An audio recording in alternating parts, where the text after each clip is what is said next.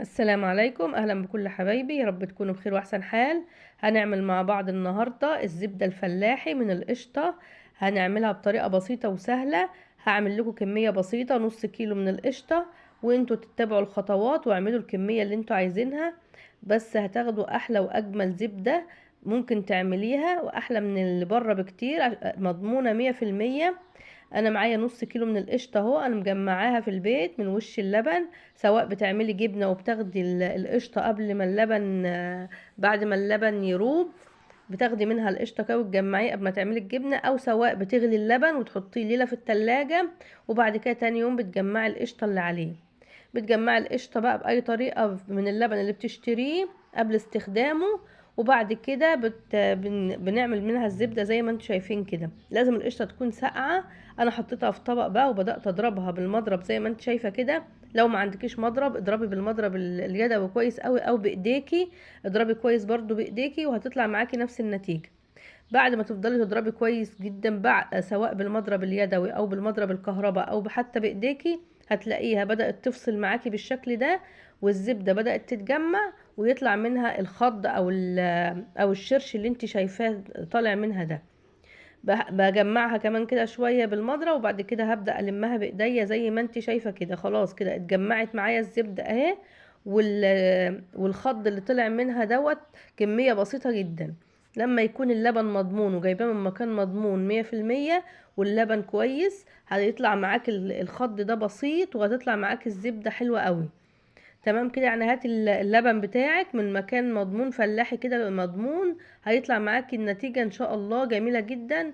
ونسبة الخضة هتبقى قليلة بالنسبة للزبدة اللي بتعمليها. هنجمعها بقى كويس زي ما انت شايفة كده.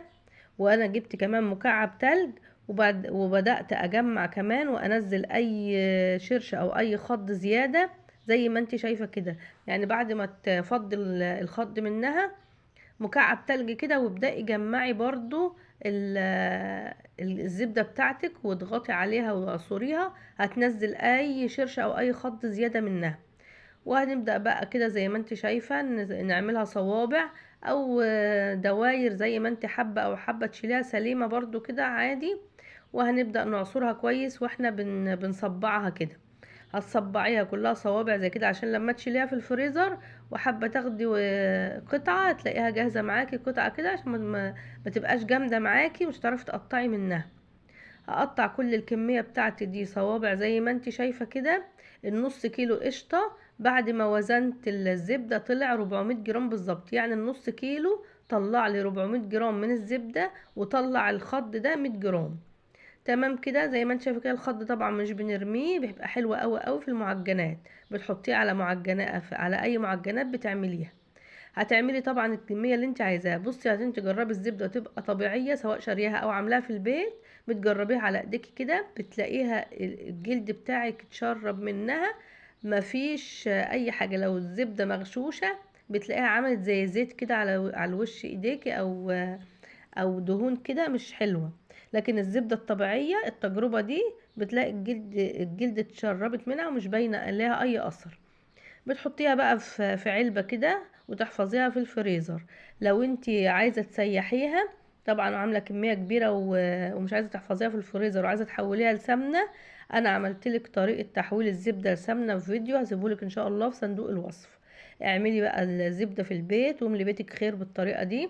جمعي وش اللبن من اي لبن تشتريه قبل ما تستعمليه، بيتيه ليلة في التلاجة، هتلاقيه تاني يوم مجمع كل القشطة. جمعيه وبعد ما يبقى معاكي كمية كويسة اعمليها زبدة بالطريقة دي، وهيبقى معاكي احلى زبدة مضمونة 100% في البيت.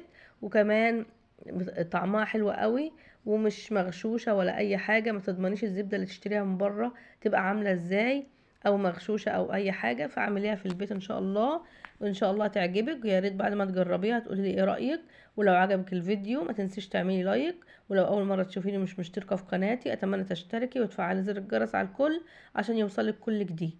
السلام عليكم ورحمة الله وبركاته.